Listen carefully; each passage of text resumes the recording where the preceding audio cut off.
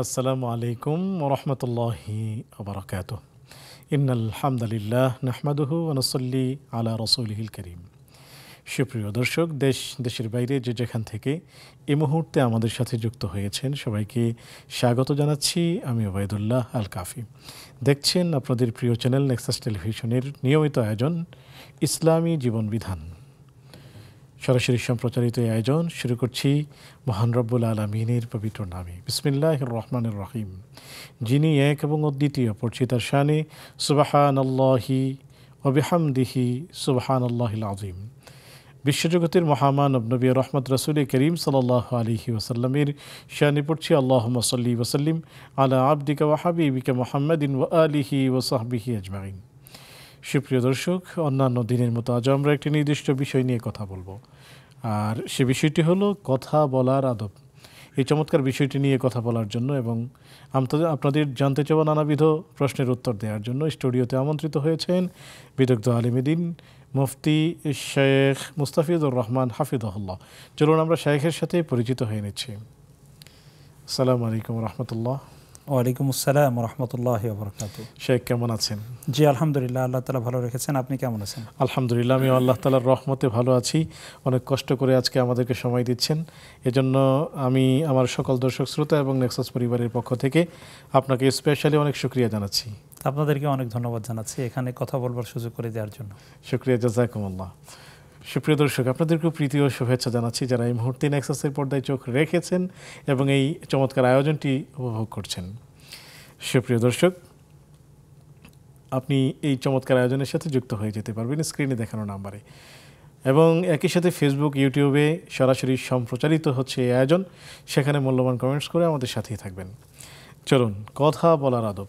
আমরা একজন আরেকজনের সাথে যে কথা বলি, ডায়ালগ দিই এবং কনভারসেশন করি, সেগুলো করার ক্ষেত্রে ইসলামী কোনো নীতিমালা আছে কিনা, নবীজি সাল্লাল্লাহু আলাইহি ওয়াসাল্লাম সে ব্যাপারে আমাদেরকে কোনো শিষ্টাচারের শিক্ষা দিয়েছেন কিনা, এই চমৎকার বিষয়টি নিয়ে আমরা শেখের কাছ থেকে জানবো। চলুন শেখ, আজকে আমরা অনেক দামি জিনিস আপনার কাছ থেকে জানতে চাই, কথা বলার আদব, যা প্রতিটি মুহূর্তেই আমাদের প্রয়োজন হয়। বিসমিল্লাহির রহমানির রহিম। আলহামদুলিল্লাহি রাব্বিল আলামিন ওয়াসসালাতু ওয়াসসালামু আলা সাইয়্যিদিল মুরসালিন ওয়া আলা আলিহি ওয়া আসহাবিহি আজমাইন। আল্লাহ রাব্বুল আলামিনের শুকরিয়া আদায় করছি যে আল্লাহ তাআলা আমাদেরকে কথা বলবার তৌফিক দান করেছেন এবং কিছু কথা আজকে এখানে বলবার সুযোগ করে দিয়েছেন। আলহামদুলিল্লাহ। রাসূলুল্লাহ সাল্লাল্লাহু আলাইহি ওয়াসাল্লামের প্রতি দরুদ, এবং যারা ইসলামের জন্য জীবন দিয়েছেন যুগে যুগে, তাদের শাহাদাতের সর্বোচ্চ মর্যাদা কামনা করছি। আজকের বর্তমান সময়েও যারা বিশ্বের বিভিন্ন স্থানে, বিশেষ করে বাইতুল আকসা, ফিলিস্তিন সহ পৃথিবীর বিভিন্ন স্থানে যারা আল্লাহর জন্য কাজ করে যাচ্ছেন, জীবন দিচ্ছেন, আল্লাহ তাআলা তাদেরকে সাহায্য করুন, দোয়া করছি। আমিন ইয়া রাব্বাল আলামিন। তারপরে আমি নেক্সাস পরিবারকে মোবারকবাদ জানাচ্ছি যে আজকে এখানে আসলে গুরুত্বপূর্ণ একটা বিষয় নিয়ে কথা বলবার জন্য, কথা বলবার আদব। তা আমি মূল বিষয়ে যাওয়ার আগে একটি বিষয় একটু আমি আমার দর্শক শ্রোতা যারা আছেন দেশ বা প্রবাস থেকে দেখছেন, তাদেরকে লক্ষ্য করে বলছি যে আল্লাহ রাব্বুল আলামিন মানব জাতিকে যে অন্য প্রাণী থেকে পৃথক করেছেন, আলাদা করলেন, এই কি বৈশিষ্ট্য দিয়ে মানব জাতিকে অন্য প্রাণীগুলো থেকে আলাদা করেছেন? অনেকগুলো এর মধ্যে পার্থক্য রয়েছে। তার মধ্যে অন্যতম মৌলিক পার্থক্য হচ্ছে মানুষের সম্মান বৃদ্ধির দুইটি কারণ। একটি হচ্ছে তার ইলম বা জ্ঞান, আর একটি হচ্ছে তার কথা বলবার যোগ্যতা, দক্ষতা বা কথা বলবার মতো শক্তি। পৃথিবীর কোনো প্রাণী কিন্তু মানুষের মতো এভাবে কথা বলতে পারে না। সুবহানাল্লাহ। এজন্য মানুষকে বলা হয় হাইওয়ানে নাতিক, এমন প্রাণী যে প্রাণী কথা বলতে পারে। তো এই কথা বলবার জন্য একটা কথা কত মূল্যবান দেখুন। একটি কথা মানুষকে মুমিন বানায়, একটি কথা মানুষকে কাফের বানায়। একটি কালিমা বা একটি কথার মাধ্যমে একজন নারী একজন পুরুষের জন্য সারা জীবনের স্ত্রী হয়ে যায়, আর একটি কথা বলবার কারণে এই স্ত্রী থেকে সে চিরজীবনের জন্য পৃথক হয়ে যায়। মানে কথার এত দাম। মুআমালাত, লেনদেনের ক্ষেত্রে যখন বলে যে পণ্যটি তোমার, মানুষের সামনে সাক্ষী দিয়ে যদি কোনো ব্যক্তি বলে দেন, তাহলে কিন্তু যার জন্য তিনি মিলকিয়াত বা মালিকানা সাব্যস্ত করছেন তার মালিকানা এটা চলে যাবে, কারণ উনি আমাকে দিয়ে দিয়েছেন। একটা কথা, আবার একটা কথার মাধ্যমে একজন মানুষের মৃত্যুর রায় কার্যকর হয়। একটা কথার মাধ্যমে আবার মানুষ সেই মৃত্যুর সেই রায় বা তার জন্য যে শাস্তির বিধান সেখান থেকে ফিরে আসে। অর্থাৎ আমরা বলতে চাচ্ছি যে কথার কত বড় মূল্য। একটি কথা মানুষকে জান্নাতের যোগ্য বানায়, একটি কথা মানুষকে জাহান্নামের যোগ্য বানায়। তো এই জন্য কথা এবার আমরা কথা কি যাচ্ছে তাই বলতে পারবো, যা মনে চায় তাই বলতে পারবো? এই মুখ কি আল্লাহ রাব্বুল আলামিন এজন্য দিয়েছেন যে যাচ্ছে তাই বলবো না? কিছু সীমা রাখে আল্লাহ সুবহানাহু ওয়া তাআলা নির্ধারণ করে দিয়েছেন। এ বিষয়ে এবার আমরা কোরআন এবং সুন্নাহ থেকে কিছু নীতিমালা জানবার চেষ্টা করব। শেখ, আমরা সেই নীতিমালাগুলোই জানবো। একজন দর্শককে যুক্ত করে নিচ্ছি। এভাবে ভরপুর বেঁচে থাকাটাই জীবন, আর জীবনের স্বাদের অনিবার্য সঙ্গী প্রাণ। আসসালামু আলাইকুম রহমতুল্লাহ। আসসালামু আলাইকুম রহমতুল্লাহি ওয়া বারাকাতুহু। আমি মৃত্তিকা মনি বলছিলাম বাড়িধারা থেকে। জি, স্বাগতম প্রিয় বোন, প্রশ্নটি করুন।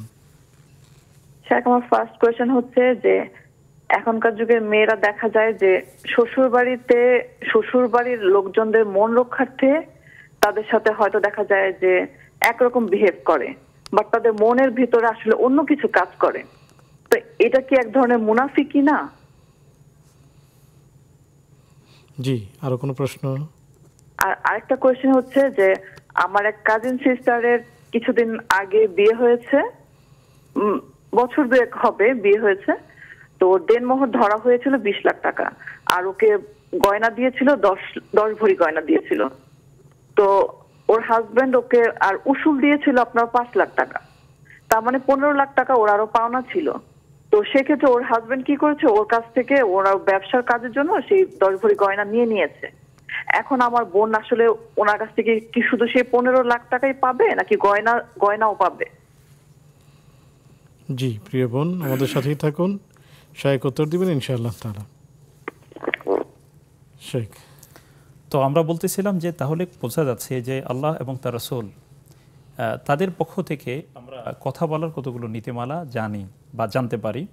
আমরা সেগুলো এবার আমাদের প্রিয় দর্শক শ্রোতাদের সামনে উপস্থাপন করবার চেষ্টা করব। তো আল্লাহ রাব্বুল আলামিন তিনি আমাদেরকে এক ধরনের নির্দেশ দিয়েছেন। তিনি বলেছেন, আউযু বিল্লাহি মিনাশ শাইতানির রাজীম, বিসমিল্লাহির রহমানির রহিম, ওয়াকুলু লিন-নাসি হুসনা, যে তোমরা মানুষের সাথে সুন্দর করে কথা বলো। এটি কিন্তু আল্লাহ তাআলার এক ধরনের নির্দেশ, যদিও বনি ইসরাইলদেরকে সামনে রেখে কথাটা বলা, কিন্তু এটা তো আমভাবে সবার জন্য এটা নির্দেশনা যে তোমরা মানুষের সাথে সুন্দরভাবে কথা বলো।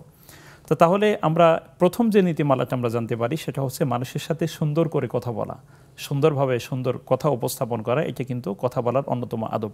এবং আল্লাহ রাব্বুল আলামিন পবিত্র কোরআনের 33 নম্বর সূরা সূরাতুল আহজাবের শেষ অংশে বলেছেন, ইয়া আইয়ুহাল্লাযীনা আমানুত্তাকুল্লাহা ওয়া কুলু কাওলান সাদীদা, যে হে ঈমানদারগণ, তোমরা আল্লাহ তাআলাকে ভয় করো এবং সঠিক কথা বলো। সাদিদ, সাদিক, অনেকগুলো ব্যাখ্যা এটা রয়েছে, সত্য কথা বা যথার্থ কথা, কলে সাদিদ তোমরা বলো।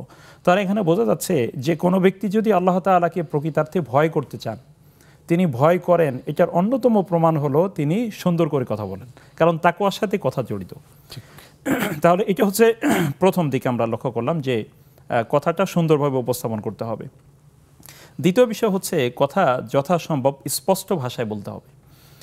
সুন্দর মানে অনেক সুন্দর বলার চেয়ে কী উনি বোঝাতে চান সেটা স্পষ্ট করা জরুরি।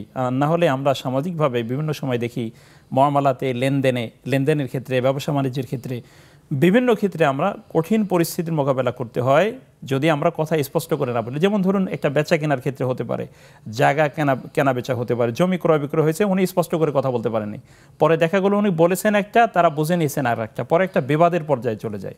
এই জন্য স্পষ্ট ভাষায় কথা বলা যেমন একজন দাঈ আল্লাহ, যারা আল্লাহ তাআলার দ্বীনের পথে মানুষকে ডাকছেন তাদের দায়িত্ব, স্বাভাবিক যারা আছেন তাদেরও কিন্তু মানে প্রত্যহিক জীবনে এটি প্রয়োজন যে তারা যেন স্পষ্ট ভাষায় কথা বলেন। এই স্পষ্ট ভাষায় কথা বলবার জন্য আল্লাহ নবী মূসা আলাইহিস সালাতু ওয়াস সালাম তিনি আল্লাহর কাছে কিন্তু সাহায্য চেয়েছিলেন। তিনি বলেছিলেন যে ওয়াহলুল উকদাতাম মিন লিসানি ইয়াফকাহু কওলি, যে হে আল্লাহ তুমি আমার জিহ্বার জড়তা দূর করে দাও যেন মানুষ আমার কথা বুঝতে পারে। তো বোঝা গেল স্পষ্ট করে কথা বলা এটাও কথা বলার আরেকটা আদব।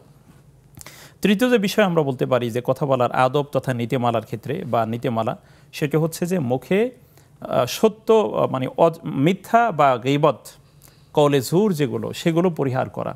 যেমন আল্লাহ রাসূল সাল্লাল্লাহু আলাইহি ওয়াসাল্লাম এ সম্পর্কে অনেকগুলো কথা বলেছেন যে খবরদার তোমরা এক মুমিন আর এক মুমিনের ভাই, কেউ যেন কারো সম্মান নিয়ে মানে সম্মানহানি না করে, হ্যাঁ, লা ইয়াজলিমহু ওয়া লা ইয়াখজুলহু, এরকম অনেকগুলো কথা আছে। এবং একই সাথে আল্লাহ রাব্বুল আলামিন বলেছেন পবিত্র কোরআন সূরাতুল হুজুরাতের মধ্যে যে ইয়া আইয়ুহাল্লাযীনা আমানু ইজতানিবু কাসীরাম মিনায-যন্ন ইন্না বা'দায-যন্নি ইসমু ওয়া লা তাজাসসাসু ওয়া লা ইয়াগতাব বা'দুকুম বা'দা। এই যে গীবত, এই মন্দ কথার মধ্যে অন্যতম কিন্তু মানুষের দোষ চর্চা করা, সেটাও তার পেছনে কথা বলা, সামনে দোষ চর্চা পেছনে দোষ চর্চা দুইটাই কিন্তু নিষেধ করা হয়েছে। ওয়াইলুল লিকুল্লি হুমাজাতিন লুমাজা, যে ধ্বংস তাদের জন্য যারা সামনে অথবা পেছনে উভয় স্থানে নিন্দা করে। তাহলে এই মানে গীবত তথা মানুষের দোষ চর্চা বা বিদ্রুপাত্মক কথা বলা এটা কিন্তু নিষেধ। তারপরে দেখুন, এমন কথা বলা যাবে না যেটা আরেকজন মানুষের সম্মান ক্ষুণ্ণ হয়। এক্ষেত্রে এটি খুবই গুরুত্বপূর্ণ। আল্লাহ রাব্বুল আলামিন বনি আদমকে সম্মান দিয়েছেন, ওয়ালাকাদ কাররামনা বানি আদম। আল্লাহ তাআলা বলেছেন যে আমি বনি আদম সন্তানকে সম্মানিত করেছি। তো এই যে সম্মানিত তিনি করেছেন, সুতরাং বোঝা গেল যে একজন মানুষের সম্মান আরেকজন মানুষের কাছে অনেক মূল্যবান, কিন্তু অনেক দামি। সুতরাং আমি এমন কোনো কথা, সেটা ওয়াজ মাহফিলে হোক বা অন্য কোথাও হোক, আমি দাওয়াতের ভাষায় কথা না বলে দেখা যাচ্ছে যে আমি যদিও এটি প্রসঙ্গক্রমে বললাম যে অযথাই একজনের উপরে বা একটা শ্রেণীর উপরে আমি ব্লেম দিচ্ছি, অযথাই, অথচ এটা আমি হয়তো সামনে বলতে পারতাম। তো এই মানসিকতা রাখা কিন্তু আসলে সুন্দর না। অর্থাৎ এটি দাওয়াতের ক্ষেত্রে অনেক সময় বরং আমার নেগেটিভ ফল নিয়ে আসতে পারে। এই জন্য বিদ্রূপ ধরনের কথা বা মন্দ কথা, কারো সম্মান নষ্ট হয় এমন কোনো কথা বলা যাবে না। এটি কথা বলার ক্ষেত্রে এটি গুরুত্বপূর্ণ একটা নীতিমালা ইসলামের পক্ষ থেকে দেওয়া হয়েছে। তারপরে আসুন, কথা বলবার ক্ষেত্রে স্থান কাল পাত্র ভেদে কথা বলা।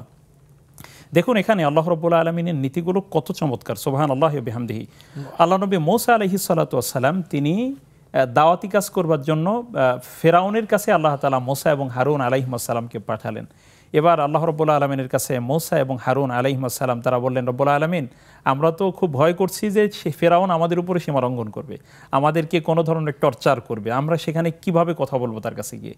তখন আল্লাহ রাব্বুল আলামিন বললেন যে তোমরা তার কাছে যাও এবং তার সাথে ফাকুলা লাহু কওলাল লাইয়িনা লাআল্লাহু ইয়াতাযাক্কারু আও ইয়াখশা, যে তোমরা তার সাথে অত্যন্ত নম্রভাবে কথা বলবে, এমনভাবে কথা বলবে যেন সে তোমাদের এই উপদেশগুলো তিনি গ্রহণ করতে পারেন। অর্থাৎ কোমলভাবে কথা বলা, স্থানকাল পাত্রভেদে কথা বলা, এটি কিন্তু গুরুত্বপূর্ণ। এবং এক্ষেত্রে এই কথাটাও বলতে চাই যে আসলে গোটা মানুষের জীবন কিন্তু একটা রোমাঞ্চ বা একটা, আমরা যদি বলি নাট্যমঞ্চ এরকম।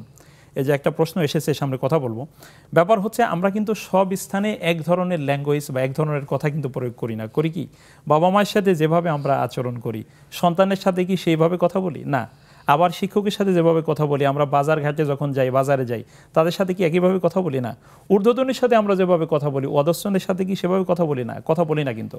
অর্থাৎ পরিস্থিতি বুঝে আমাকে কথা বলতে হবে এবং সেটা যেন কোনোভাবেই সীমালঙ্ঘনের পর্যায়ে না যায়। সীমালঙ্ঘন মুক্ত করে অবস্থার আলোকে কথা বলাটাই কিন্তু ইসলামী সৌন্দর্য। এটি খুবই গুরুত্বপূর্ণ একটা বিষয়। তারপরে আসুন, রাসূলুল্লাহ সাল্লাল্লাহু আলাইহি ওয়াসাল্লামের একটা হাদিস আমরা এক্ষেত্রে উল্লেখ করতে চাই যে মুমিন ব্যক্তি কখনো এমন কোনো কথা বলে, কোনো ব্যক্তি যে কথাটা তাকে জান্নাতের উপযোগী করে নেয় বা জান্নাতে পৌঁছে দেয়, এমন কথা বলে যে কথাটি তাকে জান্নাতের জন্য যোগ্য করে নেয়। আবার কখনো কখনো সে এমন কথা বলে যে কথাটা তাকে আসলে জাহান্নামের পর্যায়ে নিয়ে যায়।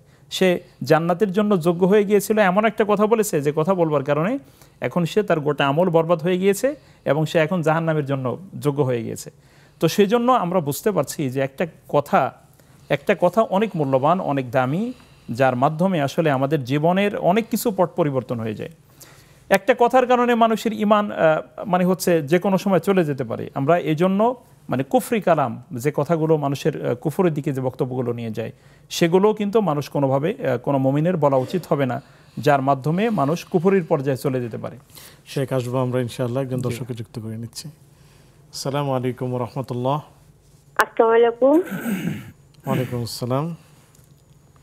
আমার দুটো বিষয় কথা বলা আছে।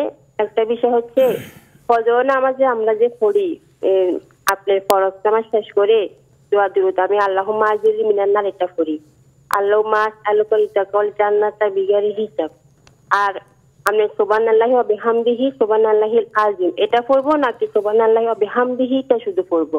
কোনটা মানে ভালো, বেশি গুরুত্বপূর্ণ, এটা একটু বুঝিয়ে বলবেন। জি। তো আবার একটা দোয়া পড়ি যে এটা মাগরিবের নামাজের সময় 7 বার, ফজর নামাজের সময় 7 বার, আল্লাহুম্মা আসআলুকা লিতাকাল জান্নাতা বিগাইরি হিসাব রাদিতু বিল্লাহি রাব্বান ওয়া বিল ইসলামি দীনাও ওয়া বিমুহাম্মাদিন নাবিয়্যান সাল্লাল্লাহু আলাইহি ওয়াসাল্লাম। এই দোয়াগুলো মানে সম্মত আহলে সুন্নাত মোতাবেক কিনা একটু জানি বলবেন। জি জি, প্রিয় বোন আমাদের সাথেই থাকুন। শায়েখ ইনশাআল্লাহ তাআলা উত্তর দিবেন। তবে সালামের বিষয়টি আমি সম্পাদনা করে দিচ্ছি। আসসালামু আলাইকুম এই শব্দটি এরকম হবে না, আসসালামু আলাইকুম শব্দ হলো আসসালামু আলাইকুম। আমরা বিশুদ্ধ সালাম দেওয়ার চেষ্টা করবো ইনশাআল্লাহ তাআলা। সুপ্রিয় দর্শক, দেখছেন আপনাদের প্রিয় আয়োজন ইসলামী জীবন বিধান।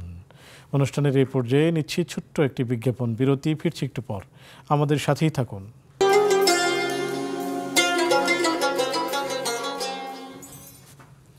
আসসালামু আলাইকুম ওয়া রাহমাতুল্লাহি ওয়া বারাকাতুহু।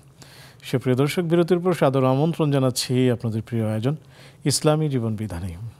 আলোচনা করছেন শেখ মুফতি মুস্তাফিজুর রহমান হাফিজাহুল্লাহ, সাথে আছে আমি ওবায়দুল্লাহ আল কাফি। আলোচনা চলছে কথা বলার আদব। চলুন আমরা বাকি আলোচনা শুনতে শেখের কাছেই যাচ্ছি। শেখ।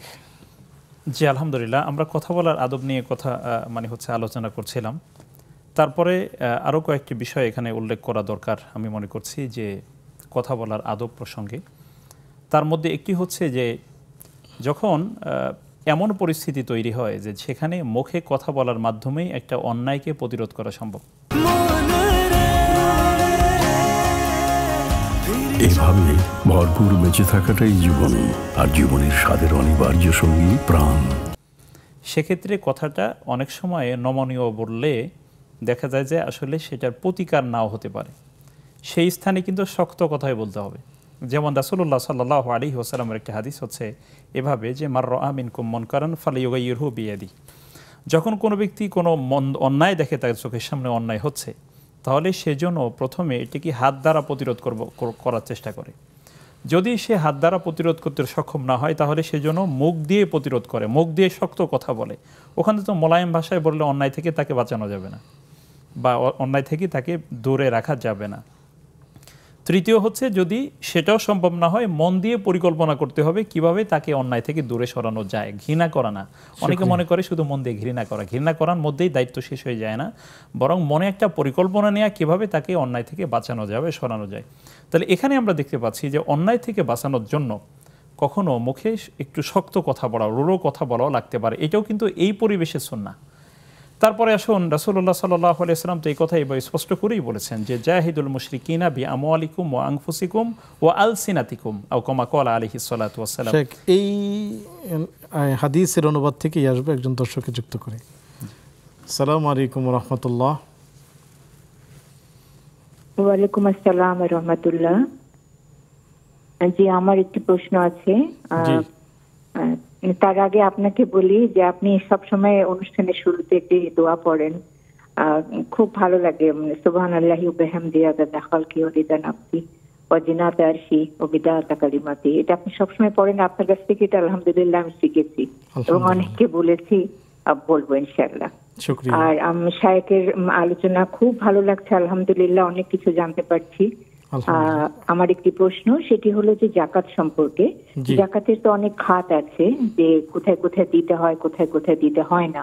তো আমি তিনটা বিষয়ে জানতে চাচ্ছি যে আমি এই খাতে দিতে পারবো কিনা। একটা হলো একজন কাজ করেন, ভালো কাজই করেন উনি, কিন্তু ওনার কষ্ট করেই চলতে হয়। তো ওনার একটা প্রতিবন্ধী মেয়েকে উনি বিয়ে দিয়েছেন, তো উনি কিছু ঋণ হয়েছে আমাদের পরিচিতের মধ্যেই। তো ওনাকে আমি যদি সেই ঋণ পরিশোধের জন্য আমি যদি কিছুটা হেল্প করতে পারি, সেটা পারবো কিনা। আর একটি হলো যে জাকাত আমরা জানি যে যদি আমরা কোনো কাউকে ধরেন ওরাও এরকম কাজ করছে কিন্তু তাদের হয়তো ঘর বাড়ি নাই, থাকার জায়গা নাই, সেই ক্ষেত্রে কি আমি ঘর বানিয়ে দেওয়ার জন্য আমি কি কোনো জাকাত থেকে পয়সা দিতে পারবো কিনা, এটাই।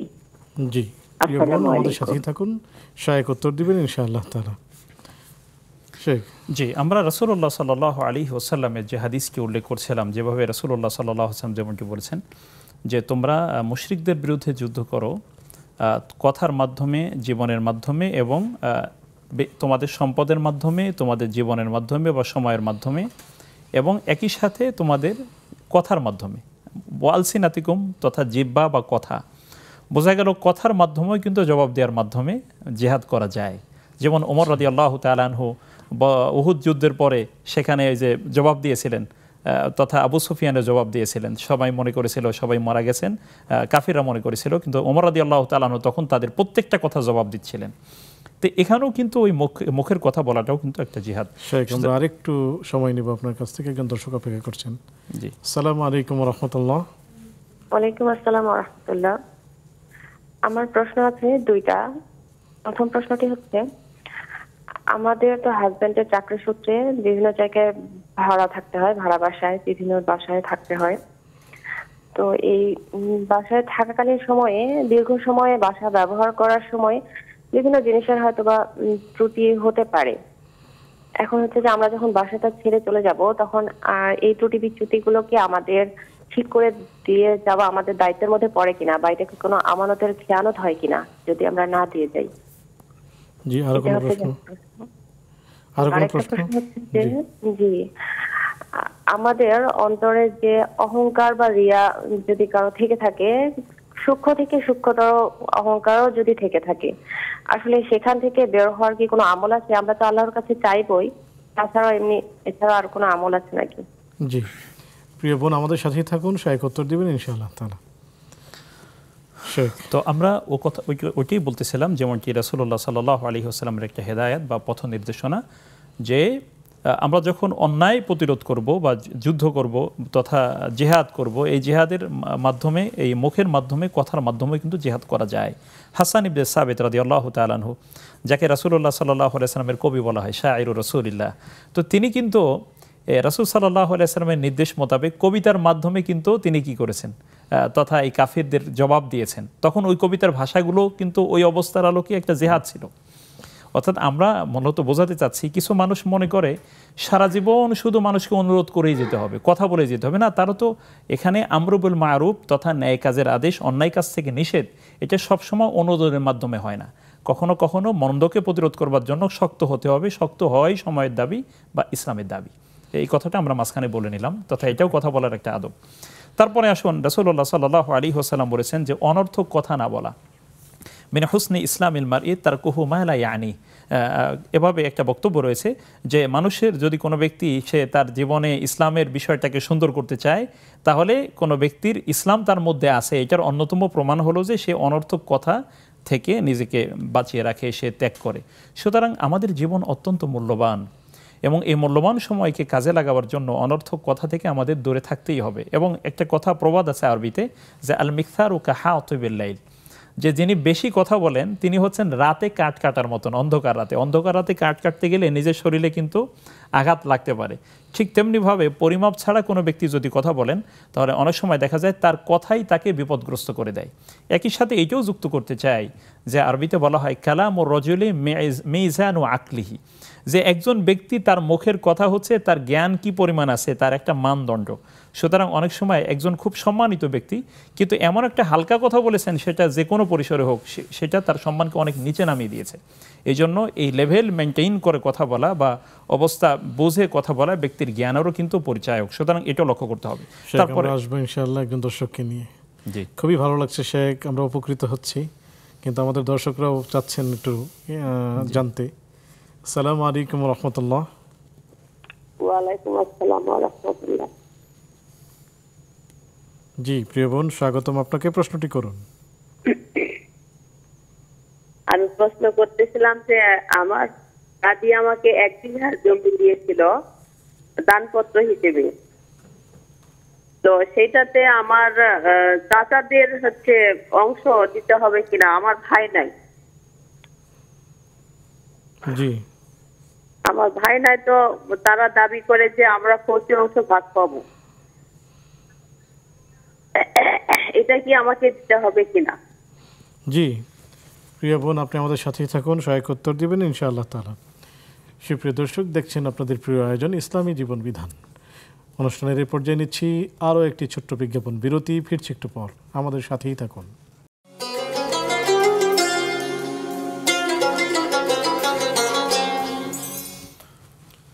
আসসালামু আলাইকুম রহমতুল্লাহি বারাকাতুহু। সুপ্রিয় দর্শক, বিরতির পর সাদর আমন্ত্রণ জানাচ্ছি আপনাদের প্রিয় আয়োজন ইসলামী জীবন বিধানে। আলোচনা করছেন শেখ মুফতি মুস্তাফিদুর রহমান হাফিজাহুল্লাহ, সাথে আছে আমি ওবাইদুল্লাহ আল কাফি। আলোচনা চলছিল কথা বলার আদব, সেই সাথে পেয়েছি বেশ কিছু প্রশ্ন। জানতে চলে যাচ্ছি সরাসরি শেখের কাছে। শেখ, প্রথমেই আমরা জানতে চাইব যদি কোনো স্ত্রী মানে বউ শাশুড়ির মন রক্ষার্থে অথবা শ্বশুরবাড়ির লোকজনের মন রক্ষার্থে তাদের সাথে ভালো আচরণ করে অথচ মন থেকে করছে না, এটি কি মুনাফিকির আওতায় পড়বে কি না? চমৎকার। আসলে বিষয় হচ্ছে যে একটা মানুষের জীবন একটা সংগ্রাম এবং তাকে বিভিন্ন পরিস্থিতি মোকাবেলা করতে হয় অত্যন্ত কৌশলের সাথে। স্ত্রী একদিকে যেমন স্বামীকে ঠিক রাখতে হয়, আর একদিকে শাশুড়ি ননদদেরকেও ঠিক রাখতে হবে। একটা সংসার তো খুব মুখের কথা না, এটা অনেক বড় একটা দায়িত্ব, রেসপন্সিবিলিটি। এক্ষেত্রে এই নারী যদি তাদেরকে ম্যানেজ করবার জন্য ন্যায়সঙ্গতভাবে অন্যায় কথা না বলে সেখানে যদি ধৈর্য ধরে তাদের সাথে সুন্দর আচরণ করে, মন থেকে নাও করে, তাহলেও তিনি সওয়াবের ভাগিদার তিনি হবেন, সওয়াব তিনি পেয়ে যাবেন, কোনো অসুবিধা নেই। এটা নেফাকির পর্যায়ে যাবে না, এটাকে নেফাকির পর্যায়ে নেওয়ার সুযোগ নেই। বরং নেফাকির ক্ষেত্রে যে কথাগুলো বলা হয়েছে তার সাথে এইটা একটু দূরে, কারণ এটা হচ্ছে প্র্যাকটিক্যাল ফিল্ড। এখানে অনেক সময় তাকে সবার সাথে সুন্দর আচরণের করতে হবে। এক্ষেত্রে তিনি মুনাফিকের পর্যায়ে পড়বেন না ইনশাআল্লাহ, আল্লাহ তাকে সওয়াব দিবেন ইনশাআল্লাহ তাআলা। শেখ, চাচাতো বোন যাই হোক, দেনমোহর 20 লক্ষ টাকা ঠিক করার পরে 5 লক্ষ টাকা দিয়েছিলেন এবং সেই সাথে দিয়েছিলেন বেশ কিছু গহনা। তো স্বামীর প্রয়োজনে, বিজনেসের প্রয়োজনে গহনাগুলোকে আবার তিনি নিয়ে নিয়েছেন। তো এই ক্ষেত্রে স্বামীকে কত টাকা পরিশোধ করতে হবে মোহর বাবদ? সেই গহনা যেটা নিয়ে গেলেন সেটার টাকাও কি ওনাকে দিতে হবে, না 15 লক্ষ টাকা দিয়ে দিলেই হবে? চমৎকার। এখানে মূল দুইটা বিষয় গুরুত্বপূর্ণ। সেক্ষেত্রে একটা হচ্ছে যে মোহরানার টাকা স্বামীকে আদায় করতে হবে, এটা হলো কথা। উসুল 5 লক্ষ টাকা যদি হয়ে থাকে, 15 লক্ষ টাকা তখনই তিনি ঋণী ছিলেন। এখন আসেন দ্বিতীয় যে পর্যায়ে যদি স্বামী আবার নতুন করে তার কাছ থেকে গহনা নিয়েছেন, এখন এ অবস্থায় স্ত্রী এবং তার সাথে কোনো চুক্তি হয়েছে কিনা, যে আমি তোমাকে গহনাটা দিলাম, তুমি যে দামটা দিবা বর্তমান বাজারের আলোকে, আমার আগের হিসাবে দিলে হবে না। এটা যদি না বলে থাকেন, এরকম শর্ত যদি না করেন, তাহলে দুইজনের মিউচুয়ালভাবে এটা যদি রিটার্ন দিয়ে দেন, স্বামী যে না অলঙ্কারগুলো এটা তোমাকে দিয়ে দিলাম, আর 15 লক্ষ টাকা আলাদা তুমি পাইতা, সেটা তো আমি তোমাকে আলাদা দিয়ে দেবো, সেক্ষেত্রে কোনো অসুবিধা হবে না। কিন্তু কথা হলো এখানে স্ত্রী স্পষ্ট করতে হবে, এখানে মালিকানাটা সম্পূর্ণ স্ত্রীর। স্ত্রী এখানে স্পষ্ট করতে হবে যে তাকে কিভাবে দিতে হবে। যদি উভয় পক্ষ মানে হচ্ছে সমঝোতার মধ্যে চলে আসে তাহলে অসুবিধা হবে না। মূল বিষয় হচ্ছে যে স্ত্রী যে পাওনা, সে পাওনাটা স্বামী তাকে পরিশোধ করতে হবে। শুকরিয়া, জাযাকুমুল্লাহ। শেখ, আমাদের কাছে অনেক প্রশ্ন একজন দর্শক অপেক্ষা করছেন, আমরা নিচ্ছি। আসসালামু আলাইকুম ওয়া রাহমাতুল্লাহ। এভাবে ভরপুর বেঁচে থাকাটাই জীবন, আর জীবনের স্বাদের অনিবার্য সঙ্গী প্রাণ। ওয়ালাইকুম আসসালাম ওয়া রাহমাতুল্লাহি ওয়া বারাকাতুহু। আমার নামাজ সংক্রান্ত দুটো প্রশ্ন। আমার প্রথম প্রশ্ন, নাম সিজদায় দিয়ে যখন কিছু যাই, তখন কি আমরা আল্লাহ গুণবাচক নামগুলো সিজদায় দিয়ে ডাকতে পারবো?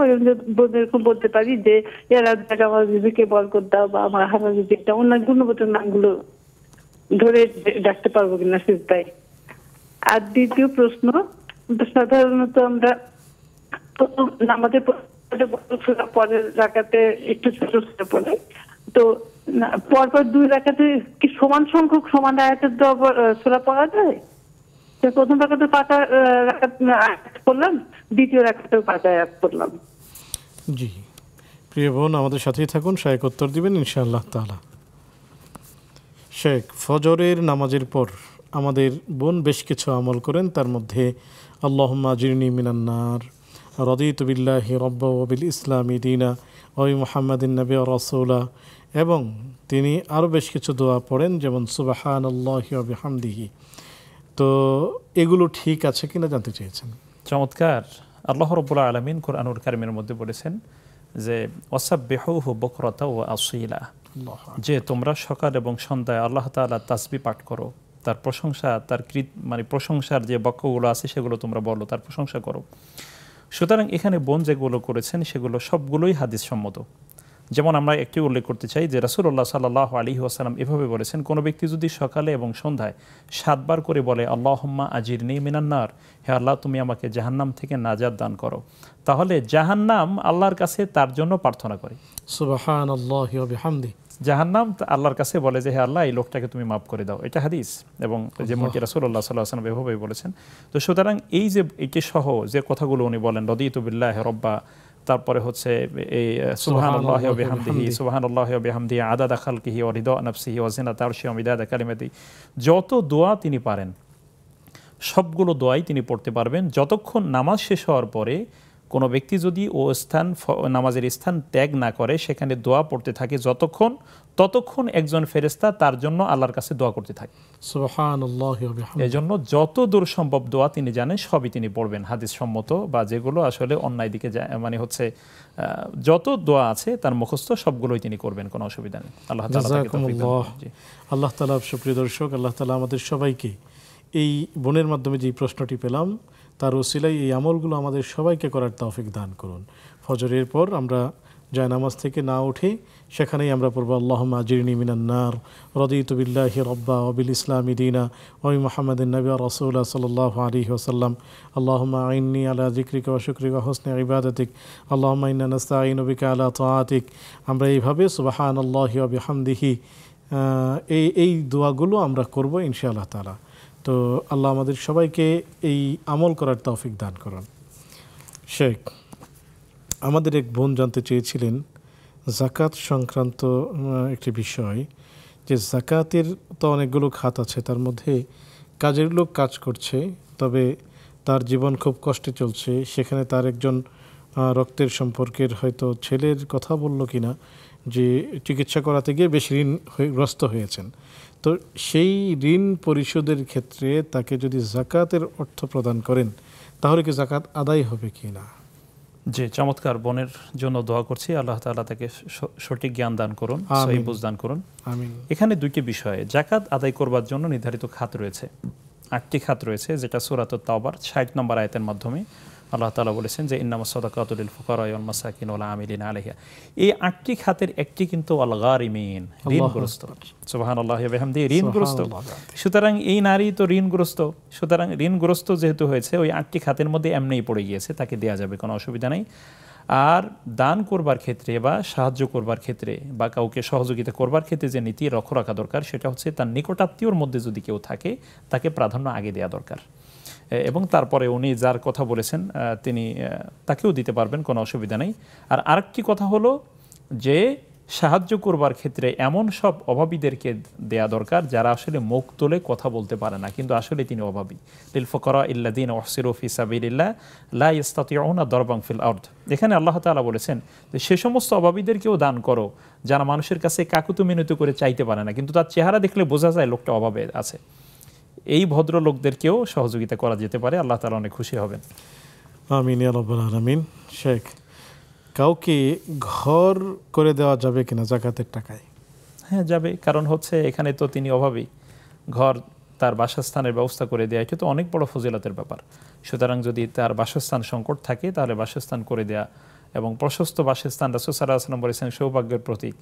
যদি একটা বাসস্থান করে দেন তাহলে একই সাথে আল্লাহ তাআলা হয়তো তাকে জান্নাতের একটা স্পেস তৈরি করে দিতে পারেন ইনশাআল্লাহ। সুবহানাল্লাহি ওয়া বিহামদিহি। শেখ, খুবই চমৎকার জীবন ঘনিষ্ঠ একটি প্রশ্ন আমরা পেয়েছি যে ঢাকা শহরে প্রচুর ভাড়াটিয়া, মানে ভাড়ায় থাকা হয়, তো সেই ক্ষেত্রে ওনারাও বিভিন্ন জায়গায় ভাড়া থাকেন, তো যখন ঘরে উঠেন দীর্ঘদিন ব্যবহারের কারণে সেখানে হয়তো কিছু ত্রুটি পরিলক্ষিত হয়, হয়তো কোনো কল ভেঙে গিয়েছে অথবা জিনিসটি যেমন ছিল সুন্দর সেমন সুন্দর নেই, দেয়াল হয়তো ড্যামেজ হয়েছে অথবা আঁকাঝোঁকা হয়েছে। এই ক্ষেত্রে এই যে ত্রুটি, একটি সুন্দর জিনিস আমাকে বুঝিয়ে দেওয়ার পরে আমি যে ত্রুটিযুক্ত করে ফেললাম, সেটা কি আমি যখন এই ঘরটি ছেড়ে যাব, ফ্ল্যাটটি ছেড়ে যাব, তখন কি এটা আমার দায়িত্বের মধ্যে পড়ে যে সেটিকে আমি আবার সুন্দর করে রেখে যাব?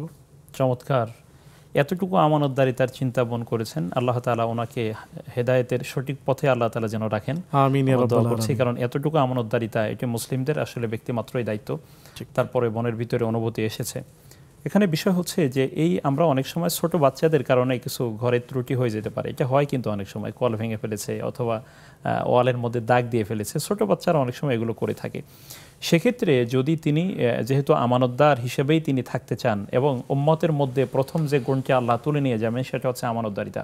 আমানতদারিতা থাকবেন, আল্লাহ তাআলা আমাদের আমানতদারিতার জ্ঞান দান করুন এবং টিকে থাকবার তৌফিক দিন আমানতদারিতার উপরে। তো এরকম ছোট বাচ্চারা অনেক সময় করে থাকে, এরকম হয়ে থাকে, আমরা ইচ্ছা না করলে অনেক সময় এগুলো হয়ে যায়। সেক্ষেত্রে আমি মনে করি যে যিনি বাড়ির মালিক তার সাথে বিষয়টি সুন্দর কথা বলে সমাধান করে নেওয়া উচিত, অথবা তিনি যাকে দায়িত্ব দেন, কেয়ারটেকার যিনি আছেন, তার সাথে যে আসলে এরকম তো হয়েছে, সেক্ষেত্রে আমরা কিছু করতে পারি কিনা, যেহেতু আমাদের মাধ্যমে হয়েছে। যদি বাড়িওয়ালা বা তার কর্তৃপক্ষ মনে করেন যে না, এই ছোট্ট বিষয় কোনো অসুবিধা নেই, আমরা এটা ঠিক করে নেব, তাহলে কোনো অসুবিধা নেই। কিন্তু আমার মনে হয় এটি আলাপ সাপেক্ষেই হওয়া উচিত, কারণ ভাঙার পরিমাণও বলতে পারি না আমরা, কি পরিমাণ ভেঙেছে সেটাও বোঝা যাচ্ছে না। সুতরাং ক্ষতির পরিমাণের আলোকেই ক্ষতিপূরণ নির্ধারণ হওয়া উচিত, অথবা মাফ হয়ে যাওয়া উচিত। এটি পরিস্থিতির আলোকে সিদ্ধান্ত নেওয়া হবে। শুকরিয়া, জাযাকুমুল্লাহ। শেখ, আমরা একটি বিরতিতে যাচ্ছি। সুপ্রিয় দর্শক, দেখছেন আপনাদের প্রিয় আয়োজন ইসলামী জীবন বিধান। সময় হলো আরও একটি বিরতিতে যাবার, ফিরছি একটু পর, আমাদের সাথেই থাকুন।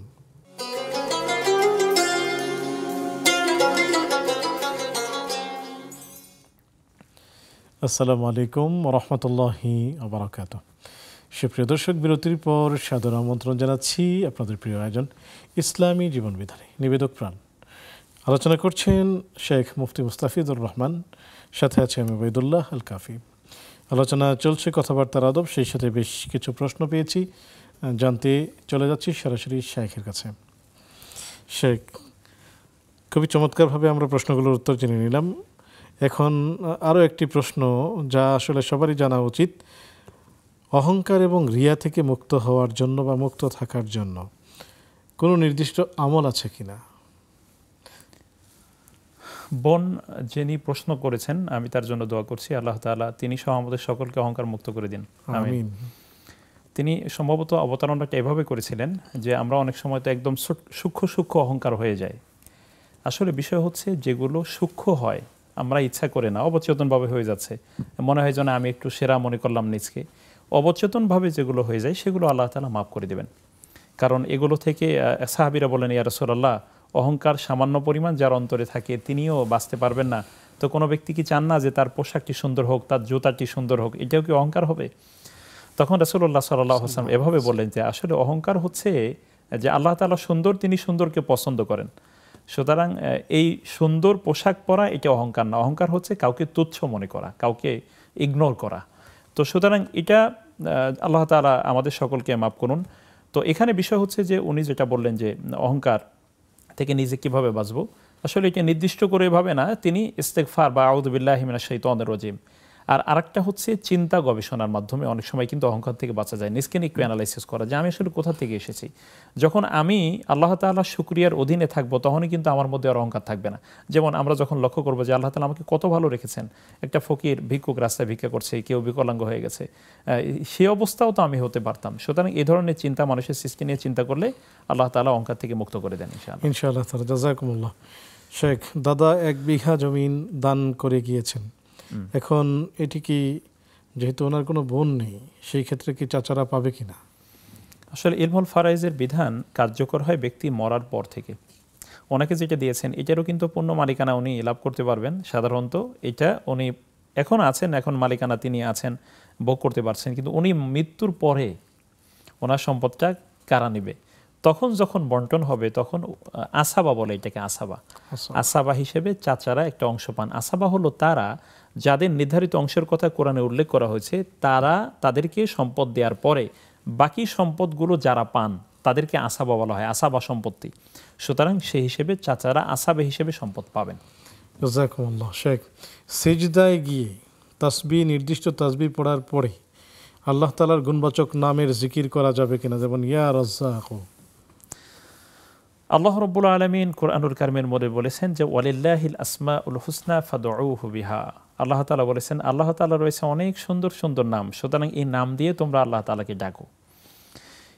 এই আয়াতটা হচ্ছে কমন একেবারে, যে তোমরা আল্লাহকে ডাকো। আল্লাহ তাআলা কিন্তু বলেন নাই কোন অবস্থায় ডাকবে, তা কিন্তু এখানে নির্ধারণ করেননি। সুতরাং নফল সালাতের ক্ষেত্রে সেজদার তাসবিহ পড়বার পরে তিনি কোরআনে উল্লেখিত যত দোয়া সেগুলোও যেমন পড়তে পারবেন, এমনকি আল্লাহ তাআলার গুণবাচক নাম ধরেও কিন্তু বলতে পারবেন। যেমন রাসূলুল্লাহ সাল্লাল্লাহু আলাইহি ওয়াসাল্লাম সবচেয়ে বেশি তিনি সেজদার মধ্যে বলতেন বা দোয়ার মধ্যে প্রায় বলতেন ইয়া জাল জালালি ওয়াল ইকরাম, ইয়া জাল জালালি ওয়াল ইকরাম বলে তিনি আল্লাহর কাছে দোয়া করতেন। সুতরাং উনি যেহেতু ওটা বলেছেন, আমরা ইয়া জাল জালালি ওয়াল ইকরাম বলতে পারি বা অন্য গুণবাচক নাম বলেও আল্লাহর কাছে দোয়া করতে পারি। শুকরান, জাযাকুমুল্লাহ। শেখ, নামাজের প্রথম রাকাতে এবং দ্বিতীয় রাকাতে সমান আয়াত পড়া যাবে কিনা? প্রথম রাকাতেও 5 আয়াত, শেষের রাকাতেও 5 আয়াত। যে নামাজের প্রথম এবং দ্বিতীয় রাকাতে সমান আয়াত দিয়ে নামাজ পড়লে নামাজ ইনশাআল্লাহ হয়ে যাবে, কোনো অসুবিধা হবে না ইনশাআল্লাহ তাআলা। শেখ, একেবারে স্বল্প সময়ের মধ্যে যদি এই বিষয় নিয়ে কথা বলতেন, যে কথা বলার আদব অল্প সময়ের মধ্যে। আল্লাহ রাব্বুল আলামিন আমাদেরকে কথা বলবার তৌফিক দান করেছেন, সুতরাং কথা বলতে হবে ন্যায়সঙ্গতভাবে, কথা বলতে হবে সত্য, এবং একই সাথে কথার মধ্যে মানুষের বিদ্রাপত্মক বা বিদ্রুপাত্মক বাক্য পরিহার করতে হবে, এবং মানুষের দোষ ত্রুটি বর্ণনা করা, যতটুকু বর্ণনা করলে তাকে সংশোধন করা যায় ততটুকু বলা যাবে, এর বাইরে বলা যাবে না।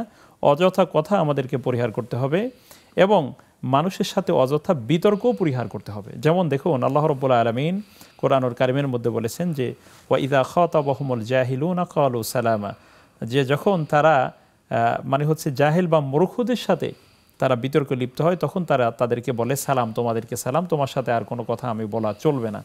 সুতরাং আমি মনে করি যে একটা কথা মানুষকে জান্নাতের দিকে নিয়ে যায়, একটি কথা মানুষকে জাহান্নামের দিকে নিয়ে যায়। মৃত্যুর আগে একটা কালিমা ব্যক্তিকে জান্নাতের যোগ্য বানায়, একটা কালিমা আবার মানুষকে জাহান্নামের যোগ্য বানায়। সুতরাং কথাটা অত্যন্ত মূল্যবান, কথার সাথে মানুষের তাকওয়া জড়িত। যার কথা সুন্দর না, লেনদেন ওয়াদা ঠিক নাই, তার আসলে তাকওয়া নাই ভিতরে। সুতরাং আল্লাহ তাআলা আমাদেরকে তাকওয়া অবলম্বনকারী মুত্তাকিন হওয়ার তৌফিক দান করুন। আমিন ইয়া রাব্বাল আলামিন। অনেক অনেক শুকরিয়া শেখ, সুন্দর আলোচনা করার জন্য। সুপ্রিয় দর্শক, আপনাদেরকে অনেক অনেক শুকরিয়া যারা এতক্ষণ আমাদের সাথে ছিলেন এবং এই আয়োজনটি উপভোগ করছেন। আমরা আমাদের কথাকে মার্জিত করব, সুন্দর করব, সাবলীল করব, আর প্রমিত ভাষায় কথা বলব। নবীজি সাল্লাল্লাহু আলাইহি ওয়াসাল্লাম যেহেতু তিনি ছিলেন সবচেয়ে শুদ্ধ ভাষী, তিনি বলেছেন না আফসাহুল আরব, আরবের মধ্যে সবচেয়ে শুদ্ধ ভাষী, মিষ্টভাষী। আমরা পড়ালেখা করছি, অনেক উন্নত ডিগ্রি অর্জন করছি, কিন্তু দুঃখজনক হলেও সত্য, IELTS করার জন্য যে পরিমাণ পেরেশানি আমরা বোধ করি, যে পরিমাণ উদ্বেগ এবং উৎকণ্ঠায় থাকে, এবং যতটা অর্থ খরচ করি নিজের মাতৃভাষা, যে ভাষার আন্দোলনে আমার ভাইয়েরা রক্ত দিয়েছেন, জীবন দিয়েছেন, শাহাদাতের মর্যাদা লাভ করেছেন। পৃথিবীর ইতিহাসে ভাষার জন্য মনে হয় এই বাংলা ভাষার জন্যই মানুষ জীবন দিয়েছে, কিন্তু সেই ভাষাটিকে আমরা এতটা মাজলুম করে রেখেছি যে আমরা উন্নত শিক্ষিত ব্যক্তি যারা হায়ার এডুকেটেড পারসন, আমরা আসলে শুদ্ধভাবে বাংলায় কথাও বলতে পারি না। আল্লাহ রাব্বুল আলামিন যেন আমাদেরকে আমাদের নিজের ভাষায়, শুদ্ধ ভাষায় সাবলীল করে, সুন্দর করে, মানুষকে মন খুশি হয় এমন করে কথা বলার তৌফিক দান করেন। সেই আহ্বান রেখে আগামী পর্ব দেখার আমন্ত্রণ জানিয়ে আজকের মতো বিদায় নিচ্ছি। সে পর্যন্ত ভালো থাকুন, সুস্থ থাকুন। আসসালামু আলাইকুম ওয়া রাহমাতুল্লাহি ওয়া বারাকাতুহু।